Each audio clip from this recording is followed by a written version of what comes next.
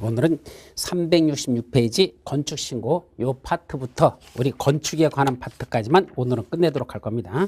원래는 건축 파트 끝나고 나서 건축물의 유지와 관리 파트도 좀 더 보려고 했었는데 시간이 너무 늦어가지고 좀 밀렸어요. 그래서 거기까지는 못한다. 그래서 오늘 원래 5시간 강의 하려고 했는데 4시간 강의로만 끝내고 나머지는 다음 시간으로 수년해서 밀릴 거다라고 말씀드리죠.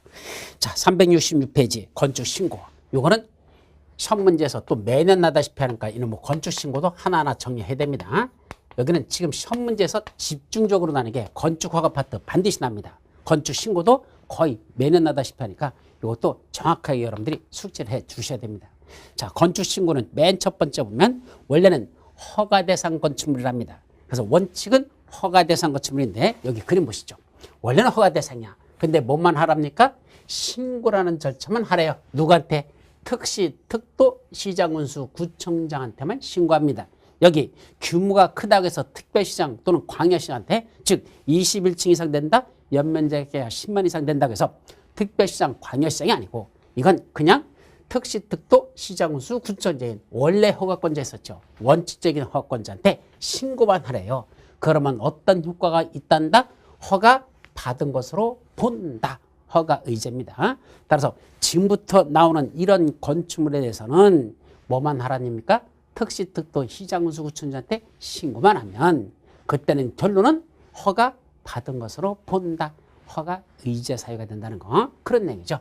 그럼 첫째는 뭐죠? 소규모 건축물에 증축, 개축, 재축할 때 규모를 작게 하는 증축, 개축, 재축. 이때 규모가 작다는 게 얼마죠? 바로 바닥 면적이 합계 85제곱미터 이내에서만.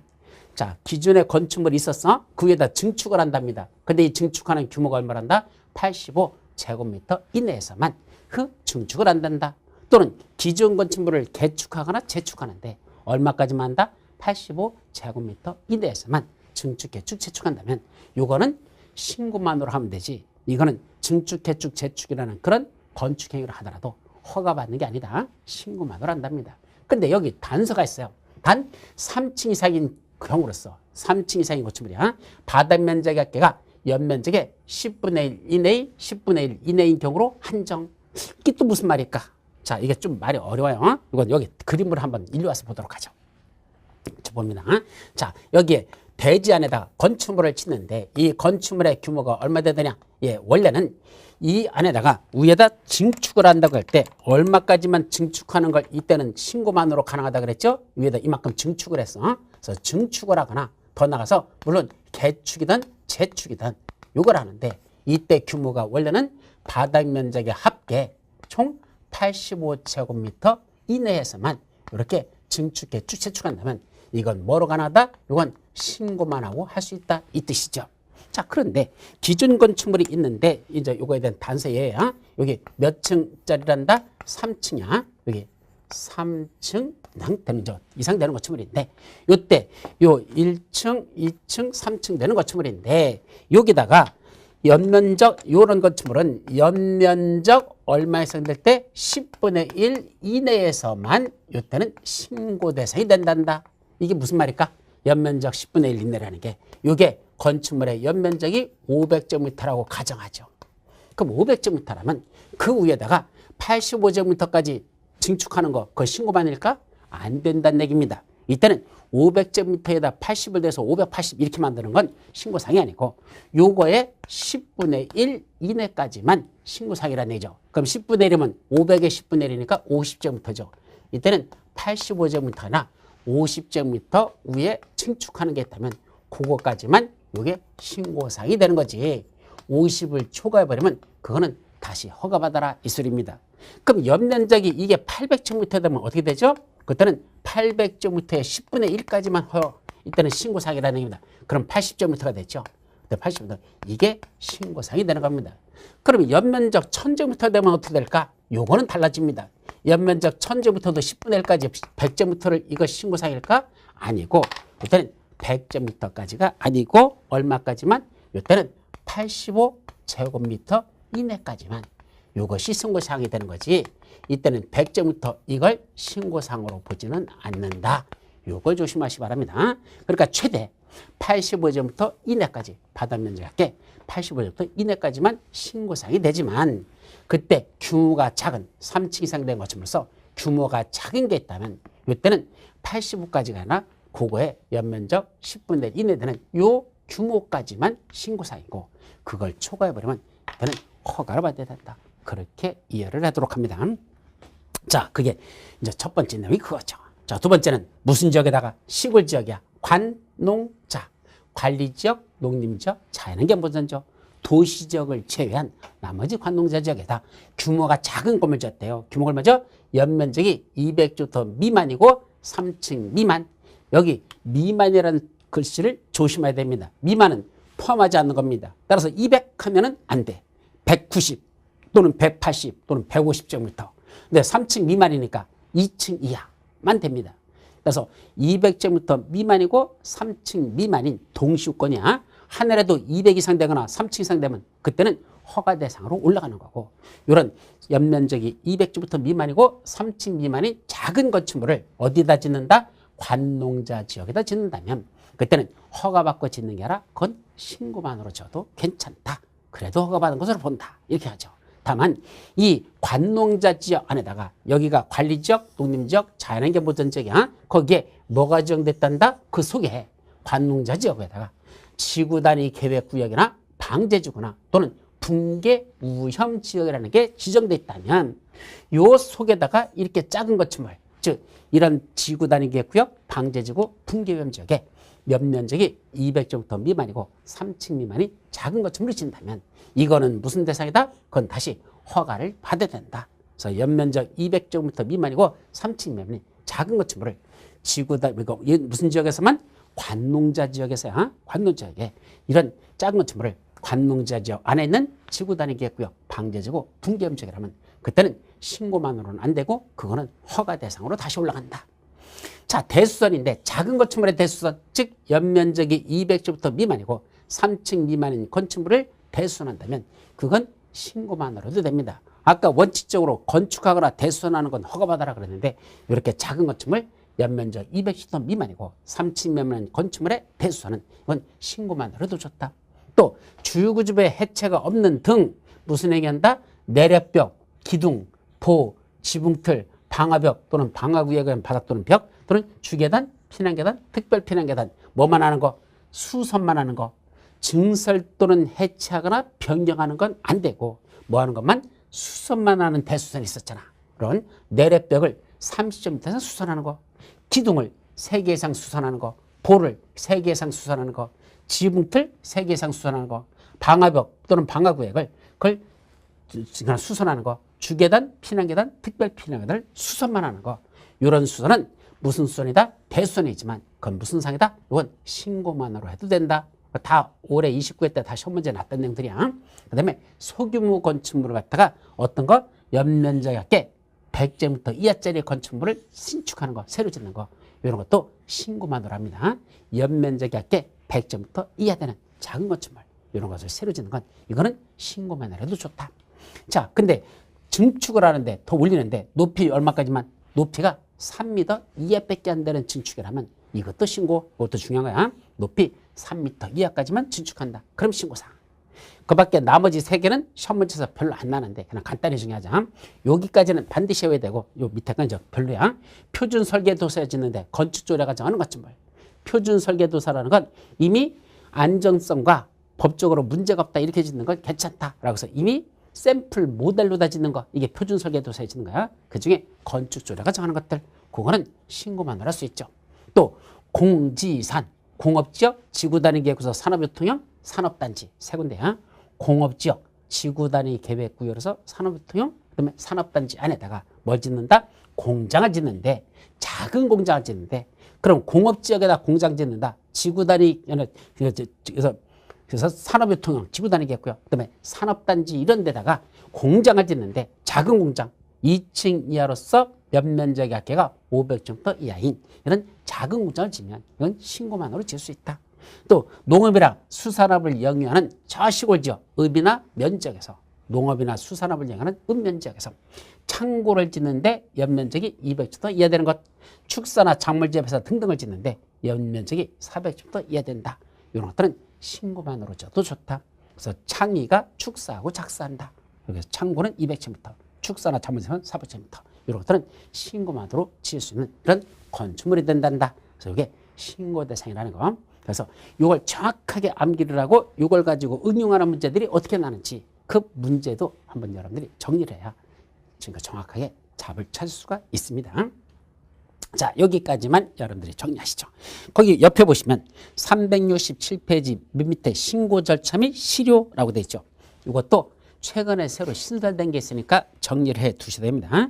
특시, 특도, 지자군수, 구청장한테 신고하라고 그랬잖아. 그럼 신고를 받은 이자들은 그 신고를 받은 날로부터 5일 이내에 신고받았죠? 그로부터 5일 이내에 신고 수리 여부, 신고를 수리할 거냐 안 할 거냐 여부. 또 하나, 이게 뭘 거친단다? 민원 처리 관련돼서 처리 기간을 연장했다.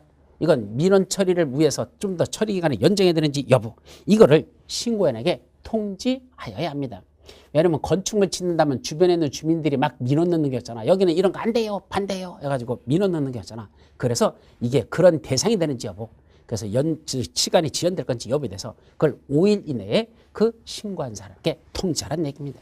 다만 이 법에 또는 다른 법에 따라 뭐가 필요하다? 일단 심의라든지 동의라든지 협의 등이 필요하더라. 심의는 제일 많은 게 건축위원회 심의 같은 게 필요하단다. 그럼 이거는 건축심의위원회 심의 대상이 된다라고 신고한 날로부터 5일 이내에 이건 심의 대상이 된다는 것들을, 심의 등이 필요하다는 사실을 신고인에게 먼저 통지하고, 그 다음에 언제까지?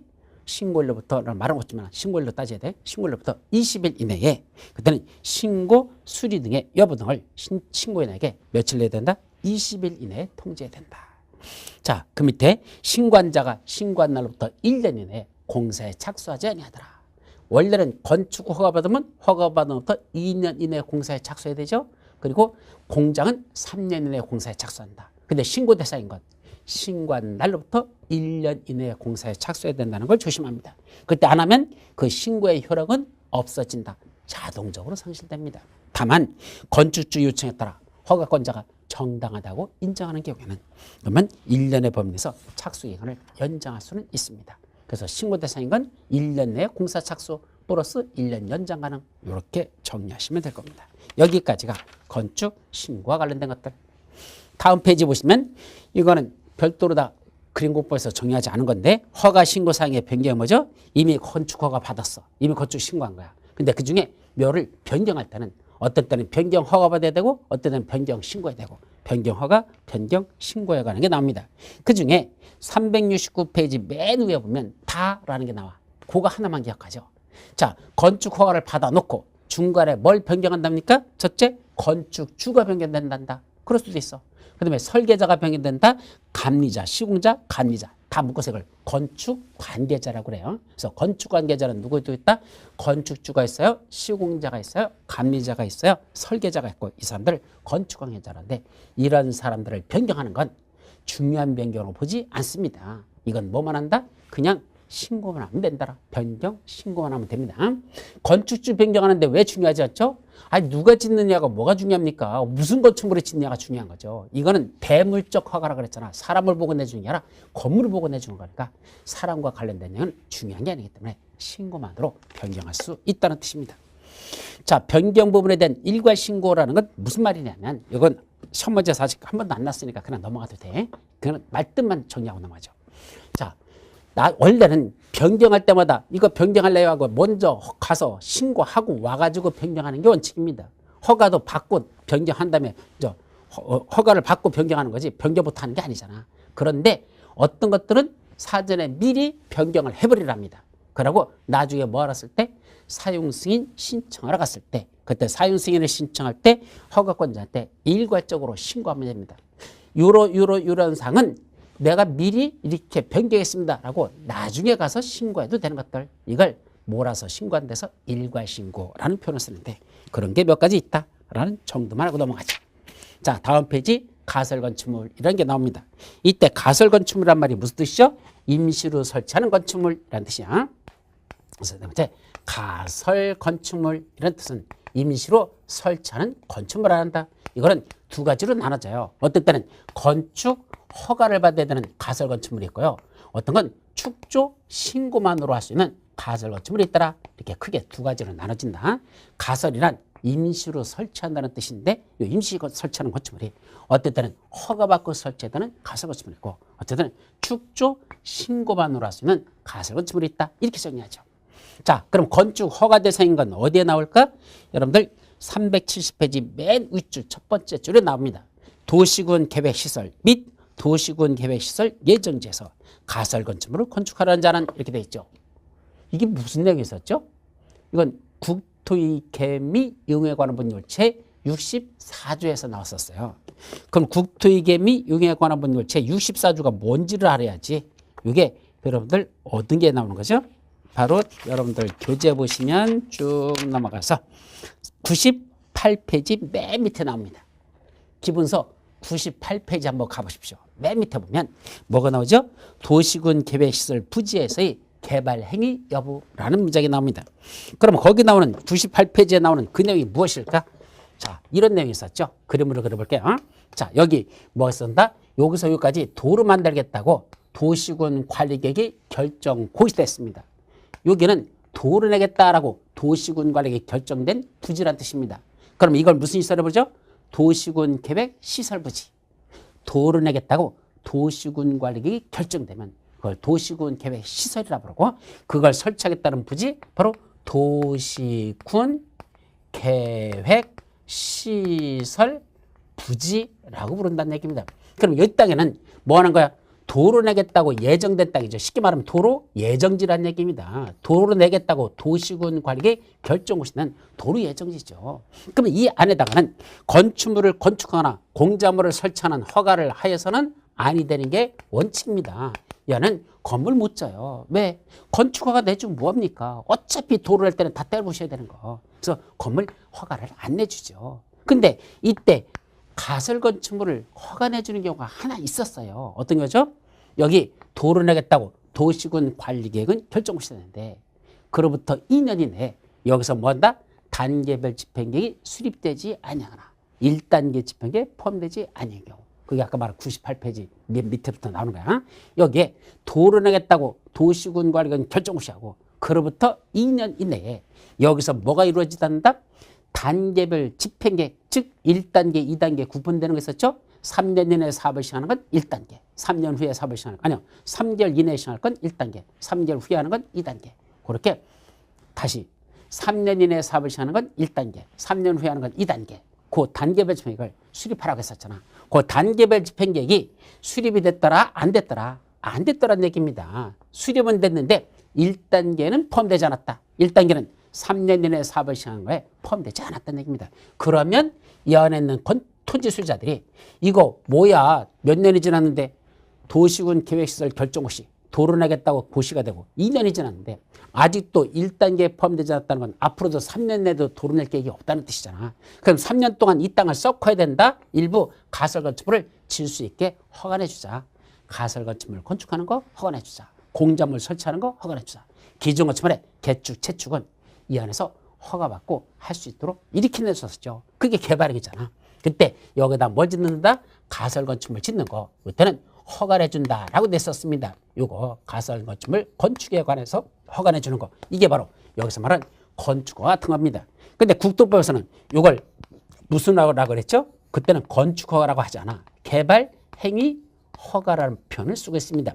그래서 국토법에서는 그건 개발행위 허가라고 표현하고 우리 건축법에서는 이걸 뭐란다? 이걸 건축허가라고 하자. 이렇게 용어만 다를 뿐 내용은 똑같은 겁니다. 이걸 둘을 먼저 정리하라는 얘기입니다. 다시 한번 도로 내겠다고 도시군 계획시설 결정고시가 있었습니다. 그로부터 2년 이내에 단계별 집행계획이 아예 수립되지 않거나 3년 이내에 사업을 시행했다는 1단계 집행계획에 포함되지 않았으면 자 2년이 지났는데 앞으로도 3년 내도 도로 낼 계획이 없다 한다면 여기 있는 토지 소유자는 뭘 받고 할 수 있다? 가설 건축물 건축을 개발행위 허가받고 설치할 수 있도록 국토계획법에 돼 있단다. 그런데 그걸 건축법에서는 뭐란다? 그때는 건축 허가를 받고 설치한다고 표현하고 있더라. 그러면 국토법과 건축법의 차이점이 뭐죠? 국토법은 이거 그냥 가설 건축물을 허가받고 설치할 수 있다라고만 돼 있지 이 가설 건축물이 도대체 그 정체가 뭐냐 이때 말하는 가설 건축물이 구체적으로 어떤 건축물이라는 건 국토법에는 아무런 말이 없어요. 그냥 가설 건축물 허가받고 설치할 수 있다 이렇게 하면 돼 있죠. 요 가설 건축물의 정체를 바로 건축법에서 이렇게 생긴 게 여기서 말하는 가설 건축물이라는 걸 여기서 명시하고 있는 겁니다. 그게 여러분들 교재 370페이지 맨 위에 박스에 있는 게 그거예요. 근데 이 박스에 보면 박스 윗줄에 보십시오. 위에 두 번째 줄에 보면 특별시장, 특별자치시장, 특별자치도사 또는 시장군수 구청장은 이자들은 해당 가설 건축물의 건축이 다음의 어느 하나에 해당하는 경우가 아니면 허가를 해야 한다. 말을 잘 보셔요. 뭐라고? 다음에 어느 하나에 해당하는 경우가 아니면 허가를 해야 된다. 아니면 허가를 해야 된다. 이랬죠. 그렇고 1번 제64조에 위배되는 경우. 그럼 64조에 있는 이거에 위배되는 경우에는 그때는 뭐 해야 된다? 위배되는 경우가 아니면 허가를 해야 된다. 그럼 위배되는 경우가 아니면 허가를 해야 된다는 건 위배되면 허가 내주라는 거예요. 적합할 때 허가 내주라는 얘기야. 적합할 때 허가 내주죠. 그래서 64조에 나는 이런 요건에 적합하면 그때는 허가가 된다. 그래서 그렇게 해석해야 돼. 64조에 위배되는 경우가 아니면 허가를 해야 된다. 이렇게 해석해야 되니까 결국 64조에 위배되는 경우에는 허가하지 말라는 얘기고 위배되지 않냐면 허가 내주라 했으니까 결국은 64조에 적합하면 허가 내주라 이렇게 해석해야 되고 두 번째도 4층 이상인 경우라고 했잖아. 그럼 4층 이상인 경우가 아니면 허가하라. 그럼 4층 이상인 경우가 아니면 허가라 했으니까 결국은 3층 이하일 때 허가 내주라 이렇게 읽어야 되는 거죠. 그래서 여러분들 여기는 이렇게 써놓고 여기 보시면 여러분들 해설한 데 보면 여기 있잖아. 국토법 제64조에 적합하면 그때 요 가설 건축물 이거 허가 내주라 말이거든. 또 4층 이상이 아닐 것 다시 말하면 3층 이하로만 지을 때 요 가설 건축물 3층 이하로 지을 때만 허가 내준다.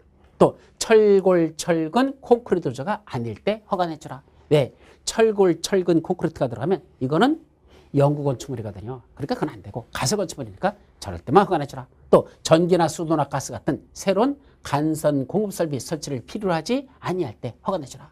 공동주택 등 분야 목적이 아닐 때 그때 가설 건축물 허가 내주라. 말귀를 그렇게 새겨들어야 됩니다. 따라서 이때 가설 건축물 건축 허가 대상이라고 하는 건 도시군 계획시설 결정고시로부터 몇 년? 2년이 지났는데 그때까지도 단계별 집행이 수립되지 않거나 1단계 집행에 포함되지 않은 경우만 요 세 가지 개발행위 허가받고 할 수 있다고 국토법 제64조에서 이런 내용들을 다루고 있는데 그거에 적합하면 허가돼야 되고 층수는 4층 이상이 아닌 3층 이하라면 질 때 허가 내주고 철근 콘크리트주가 아닐 때 허가 내주고 전기수도 같은 새로운 간선 공급 설비 설치를 필요로 하지 않아야 되고 공동주택 같은 분야 목적이 아닐 때만 이 가설 건축물 허가 내줍니다. 그래 놓고 나중에 이제 1단계에 포함돼 가지고 본격적인 도로 들어가게 되면 도로 만들게 되면 그때는 이 설치했던 가설 건축물에 대해 다 철거할 거거든요. 이건 철거를 전제로 해놓고 당분간 아직 도로 만들지 않는 기간 동안 설치하자라는 뜻이니까 이런 임시로 설치할 수 있는 가설 건축물만 허가받고 설치해야 된다라는 뜻입니다. 이게 첫 번째 내용. 아셨죠? 자, 그 다음에 옆 페이지 보시면 가설 건축물의 축조 신고라는 게 있죠. 그래서 축조 신고는 뭐죠? 이런 것. 여기다 뭘 줬대? 재복구나 흥행, 전람회 또는 공사용 가설 건축물들 이런 것들 재복구나 흥행이나 전람회, 공사용 가설 건축물 구체적인 건 여러분들 교재 371페이지 박스 속에 있는 겁니다. 그럼 371페이지 박스 속에 있는 것도 시험 문제 날까? 예, 가끔 납니다. 돌아버려요. 저런 걸 이렇게 그냥 이거 한두 줄도 아니고 이걸 어떻게 해오라는 얘기입니까? 이런 내는 출제하는 손모가지를 분질러 버려야 되는지 내버려 둬야 되는지 참 돌아버립니다. 하여튼 이런 박스 속에 있는 것 중에서 중요한 건 여러분들 371페이지에서 아직은 외우라고 말 못해. 근데 중요한 거는 예를 들면 동그라미 3번 공사에 필요한 규모의 공사용 가설 건축물. 우리 공사할 때 그 옆에 가설 건축물 짓잖아요. 이거 저기 건물 올라갈 때 그짓는 그거. 또 하나 전시를 위한 견본주택. 우리말로 모델하우스 있는 거. 그것도 신고 대상이고. 또 6번 조립식 구조로 된 경비용 가설 건축물서 연면적이 10제곱미터 이하인 거. 그래서 조립식 구조용 경비용 건축물 왜 그 공사 현장 곳곳에 자재 같은 건 누가 훔쳐가지 못하게 공사용 경비용 그 가설 건축물 짓잖아. 그 규모가 연면적이 10제곱미터 이하인 거. 또는 조립식 경량 구조로 된 외벽이 없는 임시 자동차 차고. 예, 그런 뭐만 있고 기둥만 있고 지붕과 기둥만 있는 임시로 설치하는 자동차 이렇게 임시로 세워놓는 차고. 예, 이런 것들은 뭐만 할 수 있다? 신고 대상인 가설 건축물이더라. 그건 허가 대상이라 신고 대상입니다. 그때 맨 밑에 존치기간.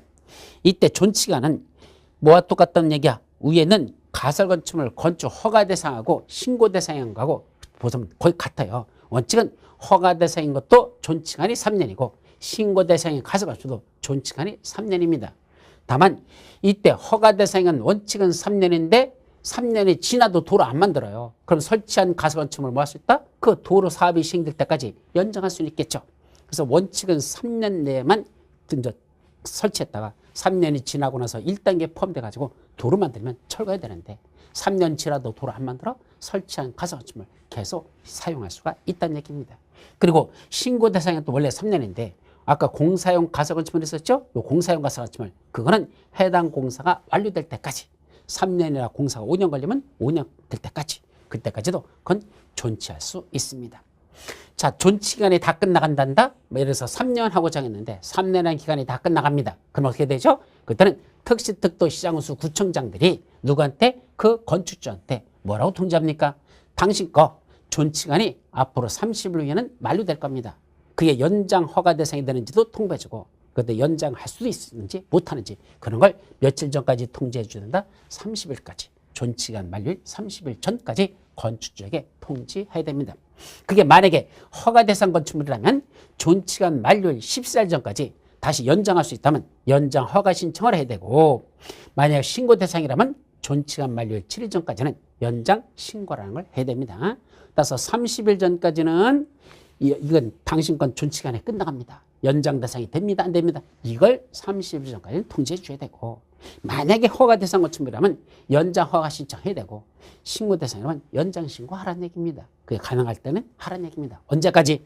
허가 대상인 건 존치기간 만료 14일 전까지 연장 허가 신청, 신고 대상인 건 존치기간 만료 7일 전까지 연장 신고 이렇게 하라는 뜻이죠. 자, 이제 여기까지만 이거 정리하시고 그 다음에는 여러분들 넘어갑니다. 축조신고는 거기까지 하고 그건 372페이지 지금 봤던 내용은 그 동그라미 4번 존치기간 만료일의 통지 및 존치기간 연장에 관한 내용이 거기까지 본 겁니다. 이제 다음 페이지 373페이지면 건축 절차 해가지고 건축과 관련된 절차로서 제일 먼저 뭐 해야 되죠?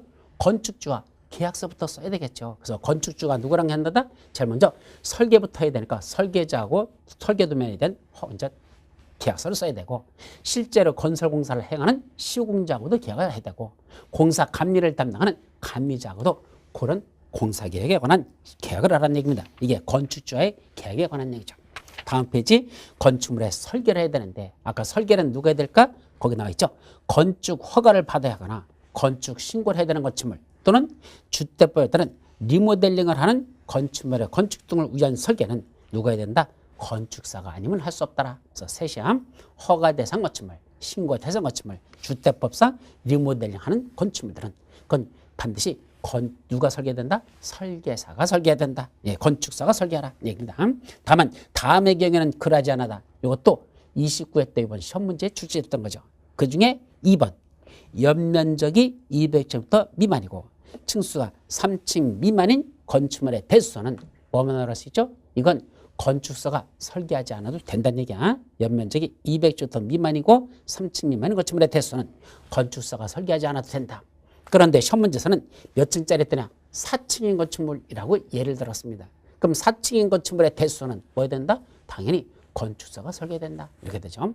연면적이 200제곱미터 미만이고 3층 미만인 건축물의 대수는만 그건 건축사가 설계할 게 아니니까 그때는 누가 한단다? 그때는 하나 했는데 3층 미만이 아니라 4층짜리라고 했으니까 4층짜리는 당연히 건축사가 설계된다라는 뜻입니다. 그게 시험지에 났었다. 그 다음에 밑으로 내려서 3번 착공신고 이것도 조심하시죠. 어떤 것들? 허가 대상 건축물, 신고 대상 건축물. 그 다음에 가설 건축물 중에서 허가 대상 건축물. 이것들은 허가를 받거나 신고하는 건축물들은 공사에 착수하려면 건축주는 착공 신고라는 거 합니다. 공사계획을 신고하는 거 이게 착공 신고야. 허가권자에게 공사계획을 신고해야 되는데 그때 신고를 받은 허가권자는 그 착공신고를 받은 날부터 3일 이내에 신고 수리 여부 또는 민원 처리 관련 법령에 따른 처리기간 연장 여부를 그 신고인에게 통지해야되며 허가권자가 신고인에게 통지하지 아니하면 어떻게 될까? 3일 지났는데 아무런 말 없어. 그 3일이라는 기간이 끝난 날의 다음날 신고를 수리한 것으로 본다. 따라서 여러분들이 이제 공사 들어가려면 공사 계획을 신고를 하면 됩니다. 그런데 그 3일 내에 아무런 말이 없단다? 그러면 신고는 수리된 것으로 본다. 이렇게 하자는 얘기죠. 자, 맨 밑에 공사 현장 안전관리 예치금이라는 게 있는데 이거는 아직은 뭐 깊이 있게 할 건 아닌데 예치금이 뭐 될까? 자, 공사를 하다가 첫 문제 이제까지 한 번 났었어요. 많이 난 건 아니야? 한 번 났었는데 공사가 진행되다가 공사가 장기간 중단되는 경우가 있습니다. 제일 많은 건 부도가 나는 거죠. 그래서 지터 말고 부도 난 것들 많이 보셨죠? 주변에 이제 흉물로 다 그냥 남아있는 것들이 많습니다. 그러다 보니까 문제가 뭐죠? 공사하다 말아버렸으니까 첫째는 미관상 보기가 흉하다. 두 번째는 안전상 심각한 문제가 있다. 왜? 지타 마른 상태니까 연결하다 마른 상태니까 언제 부서질지 모르고 언제 사람들이 올라갔다 난간 높으면서 떨어져서 대형 사고 날 수도 있다는 얘기입니다. 위험하죠? 미관상 또는 안전관리상 문제가 있다는 얘기입니다. 그럼 뭐 해야 되죠? 당연히 건축주는 공사가 장기간 중단될 때는 그에 필요한 미관 개선이나 안전관리에 필요한 조치를 하여야 한다. 해야 되죠. 근데 문제가 뭐죠? 부도 나서 망해가지고 그렇게 공사가 중단되는 경우가 많다 그랬잖아. 그럼 망했는데 무슨 놈의 돈이 있다고 거기다 미관 개선 안전관리에 필요한 비용으로 쓰겠습니까? 거기 일용 근로자들 일했던 사람들 노임도 못 줘가지고 지금 뒤집어져 있는데 무슨 미관 개선 안전관리 그런 배부른 소리 안 하고 앉아있을 수가 없다는 얘기입니다. 그래서 어떻게 하자는 얘기야? 처음에 공사 시작할 때 뭐하러 왔을 때 착공신고 시에 일정한 금액을 미리 예치하게 됩니다. 착공신고 시에 건축주가 얼마를 예치하죠? 옆 페이지 네 번째 줄에 보면 건축공사비의 1% 범위에서 예치하게 할 수 있다. 예, 공사비의 1% 범위 내에서 일정한 금액을 미리 예치하라는 얘기입니다. 그럼 이 예치한 거 어디 쓸까?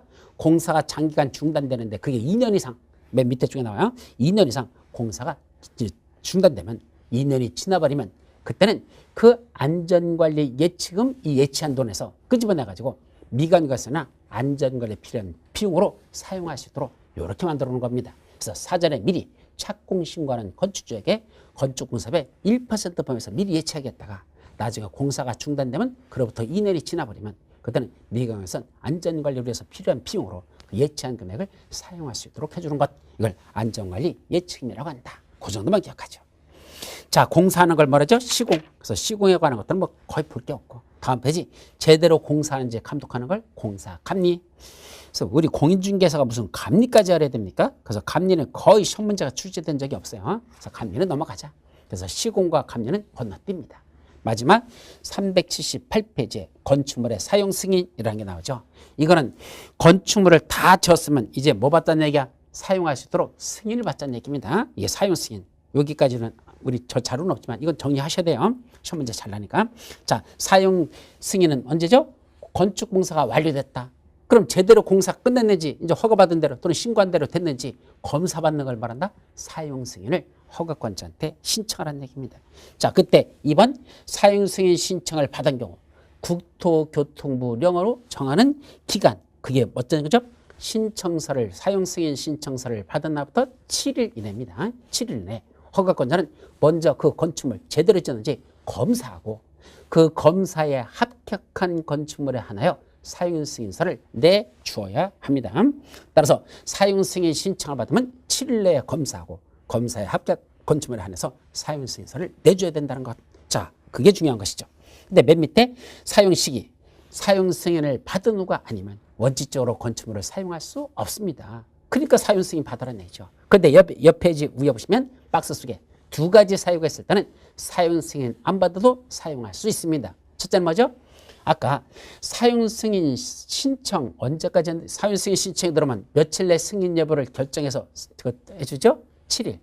그 사용승인 신청서 교부기간이 7일인데 그 사용승인 신청이 들어오고 그 7일 내에 뭐가 없었어? 아무런 조치가 없었어요. 뭐 보합명령이 떨어지는 것도 아니고 뭐 사용승인 내주는 것도 아니고 아무런 없이 그냥 7일이 지나버렸습니다. 그러면 8일째부터는 사용승인 안 받았어도 그냥 사용할 수 있다. 8일째부터는 그냥 사용해도 된다. 이 소리입니다. 그게 그 교부기간 내 사용승인서 교부 내 사용승인서를 교부하지 않는 경우. 두 번째는 임시 사용승인 받은 경우. 정식 사용승인이나 임시 사용승인을 받았으면 아직 사용승인 안 받았어도 사용할 수 있다. 이 말이죠. 그럼 임시 사용승인은 언제 내주죠? 그 밑에 이어져 있잖아. 4번.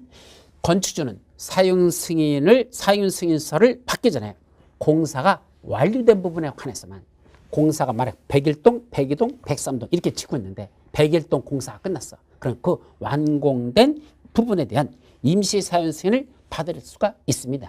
그때 임시라고 했으니까 기간이 있어야 되잖아. 원칙은 몇 년? 2년입니다.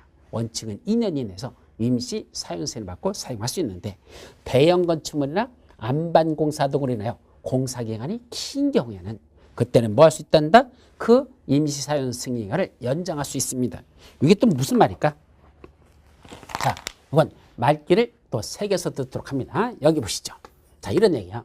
자, 여기다 101동 직후, 102동 직후, 103동 이렇게 원래 지키려 했었어. 근데 뭐만 완공됐고 요 101동만 공사가 완료됐지 나머지들은 공사가 지연이 되고 있습니다. 그럼 요것만 받을 수 있다? 임시 사용 승인을 받을 수 있다는 얘기입니다. 그럼 이 임시 사용 승인 신청하면 검토해보고 괜찮다? 그러면 공사에 지장이 없거나 그러면 임시 사용 승인 내주겠다는 얘기입니다. 자, 그래서 사람들이 여기 몇 세대냐? 100세대라고 가정하자. 그래서 총 300세대 지려가는데 여기 100세대 공사는 끝났습니다. 그럼 여기에 사람들 들어오라고 해서 입주를 시작합니다. 문제는 입주하는 주민들의 입이 백발은 나와 있습니다. 왜 그러죠? 아니 원래는 지금쯤 공사가 다 끝나기로 해서 정식 사용 승인 받고 들어가려고 했는데 왜? 정식으로 사용 승인을 받아야 뭐하죠? 소유권 등기가 이루어지거든요. 따라서 아직 소유권 등기도 못했어요. 그런 상태에서 임시 사용 승인 받고 그냥 들어가서 사용하자면 아직 소유권 행사를 못하잖아요. 왜? 등기를 해야 처분할 수 있는데 등기가 안 돼 있으니까 처분을 못하거든. 그러니까 그냥 들어가서 잠시 살아라는 얘기입니다. 언제까지? 이쪽 공사 끝날 때까지 살아라는 얘기입니다. 근데 임시 사용 승인 기간은 원칙이 몇 년이다? 2년이라고 했습니다. 그래서 2년 동안 들어와서 살았는데 문제는 대형 건축물이거나 또는 안반 공사 땅 밑에 큰 집처만한 돌덩어리가 앉아있다는 얘기입니다. 그래서 공사 기간이 길어지는 경우가 있죠. 그래서 2년이 지났는데도 임시 사용 승인이 끝났는데도 문제는 이게 공사가 완료되지 못해가지고 사용 승인을 받을 수가 없습니다. 그러면 이 임시 사용 승인 받은 이 건축을 뭐 할 수 있다? 임시 사용 승인을 연장할 수 있다는 얘기입니다. 그때 연장 얼마나 할까? 또 어디서 맨날 주소든 1회 하나요. 1년의 범위 내에서 연장할 수 있다. 이러면 안 되는 겁니다. 왜 1회 하나요? 1년에 벌써 연장하는 건 안 되죠? 상식으로 생각해 보죠. 그럼 또 1년 봐줬다 치자. 그럼 임시 사용 승인 몇 년 살았어? 3년 살았어. 근데 또 아직도 공사가 이게 안 끝났어. 그럼 저 임시 사용 승인 기간 끝났으니까 여기 살고 있는 사람들한테 뭐란다? 나가시오 라고 해야 되잖아. 그럼 여기 들어와 있는 사람들 100세대 나갈까? 그냥 살을까? 안 나가죠. 왜? 이사하는 게 그렇게 쉽더냐? 그 많은 짐들 다 둘러싸가지고 들어왔는데 야 임시 사용 승인 기간 2년 됐고 1년 연장해서 1년 더 살았더니 이제는 기간 끝났으니까 나가라 그러버리면 그 이삿짐 들고 어디 가라는 얘기입니까? 갈 곳이 어디 있어요? 이미 전에 있던 집들 다 팔고 들어와 있는데 그러면 나가라면 나갈 사람 한 명도 없습니다. 따라서 임시 사용 승인 기간은 2년 있지만 대형 건축물이나 안반 공사 등으로서 공사가 지연돼 가지고 더 길어지면 그때는 그냥 연장할 수 있다라면 되지 얼마 기간 동안만 연장한다는 건 없습니다. 결국 이때 연장은 언제까지야? 이쪽에 공사가 다 끝날 때까지 계속 연장 그냥 사는 거지. 나가라고 했다가는 아마 그 나가라고 했던 그 허가권자는 귀투맥에 맞아서 죽을 겁니다. 전 말이 안 되겠죠. 아셨죠? 그렇게 새겨 들으시면 됩니다. 그래서 그 주의사항에 써 있잖아. 최장, 연장, 제한 기간은 없다. 그래서 연장은 얼마까지 할 수 있다냐? 제한 기간 없다. 이 소리입니다. 그 밑에 조건부 임시 사용 승인은 뭐죠? 자, 저기 공사가 건축 공사가 끝난 게 언제 끝났냐? 예, 지금 1월 달에 공사가 끝났습니다. 그럼 1월 달에 영하 막 15도, 20도 막 내려가는데 그 추운 한겨울에 공사가 끝났습니다. 그러면 원래는 사용 승인 내주려면 뭐까지 끝내야 되죠? 대지에 조경까지 해야지만 끝나는 거거든. 근데 조경을 하려고 했더니 영하 20도 되는 데다 조경하면 나무가 어떻게 되죠? 전부 다 얼어 죽어요. 그냥 땅 파서 놓으면 그 나무들 다 얼어 죽습니다. 그래서 조경이 하기에 부적합한 시기란 얘기입니다. 그때는 뭐만 쓰자?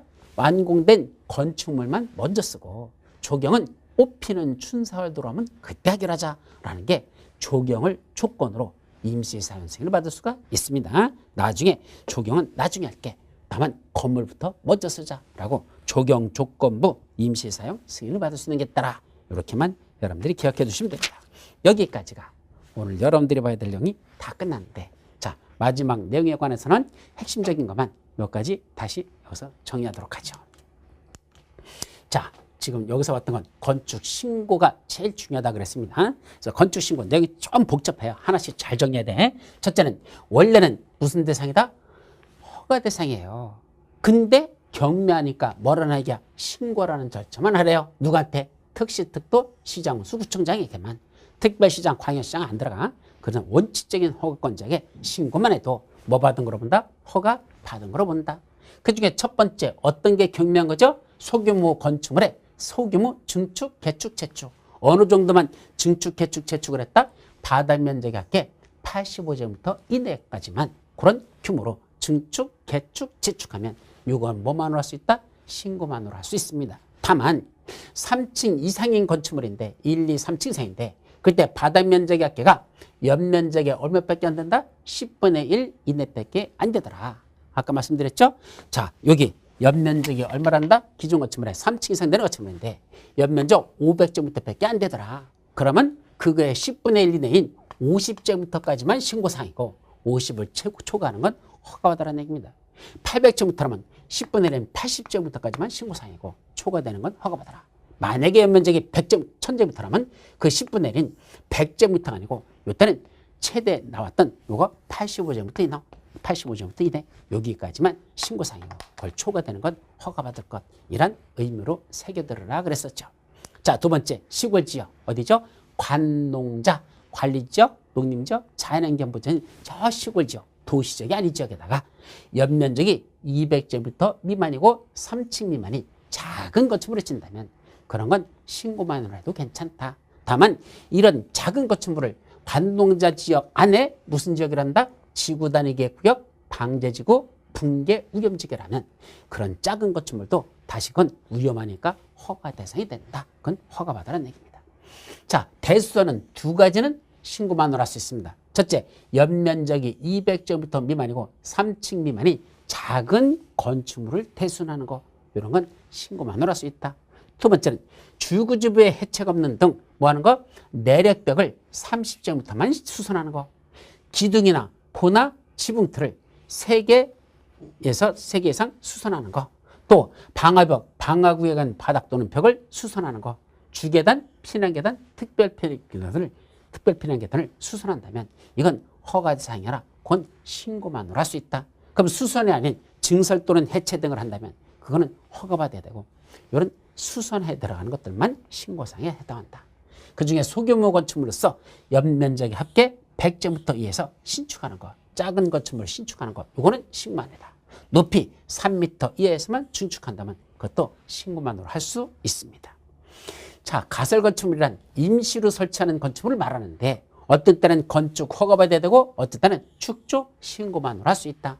이때 건축 허가 대상인 건 도시군 계획시설 결정 고시로부터 2년이 지날 때까지도 단계별 집행계에 수립되어 있지 않거나 또는 1단계 집행에 포함되지 아니한 이러한 부지 안에 있는 건축물에 대해서는 이런 부지 안에 있는 대지에 대해서는 그때는 가설 건축물을 건축하는 거 허가받고 할 수 있다. 공작물 설치하는 거 허가받고 할 수 있다. 기존 건축물이 있다면 개축, 재축은 허가받고 할 수 있다고 국토법 제64조에서 그렇게 규정하고 있는데 그거에 적합하다면 여기서도 뭐 받는다? 건축 허가받고 설치할 수 있습니다. 그때 허가권자는 역시 특시특도 시장수 구청장만이지 특별시장, 광역시장은 가설건축물에 대한 허가권자는 아닙니다. 그래서 이건 원칙적인 허가권자만 가설건축물 허가권자가 된다.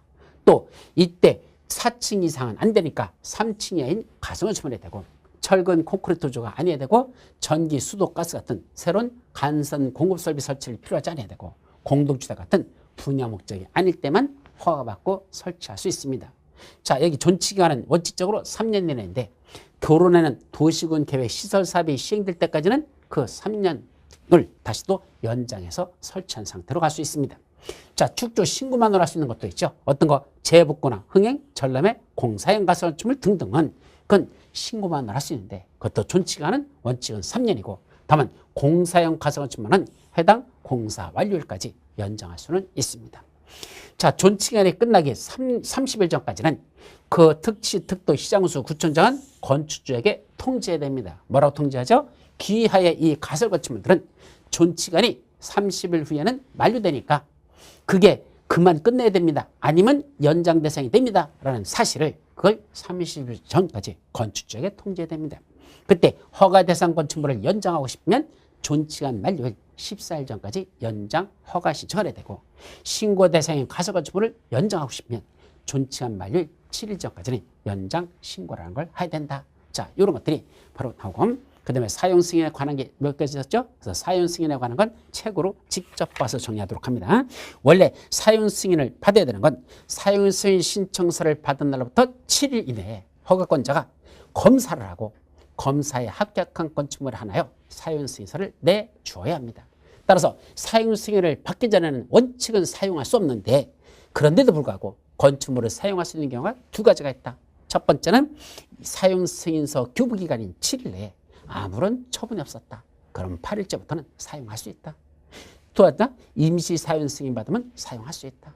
그때 임시 사용 승인이란 거기 2년 이내에서 임시 사용 승인이 가능한데 대형 건축물이나 안반 공사 등으로 인해서 공사기간이 긴 경우에는 연장할 수 있고 이때 식수 등 조경이 필요한 조치를 하기에 부적합한 시기에 공사가 끝났으면 그때는 그 건축물은 지금 임시 사용 승인이 바꿔돼. 다만 조경은 나중에 꽃피는 춘사를 하겠다는 조건으로 조경 같은 식수는 나중에 하겠다는 걸 조건으로 임시 건축물에 대해서만 임시 사용 승인을 받을 수 있습니다. 자, 여기까지가 오늘 여러분들이 봐야 되는 내용이 다 끝났고 자, 381페이지 건축물의 유지와 관리라고 나오죠. 요거부터 건축부 끝부분까지 그래서 다음 주는 건축부 끝부분까지가 다음 주에 마무리되는 그런 식으로 강의가 이루어지겠습니다. 오늘 여기서 마치도록 하죠. 여러분 늦게까지 수고하셨습니다.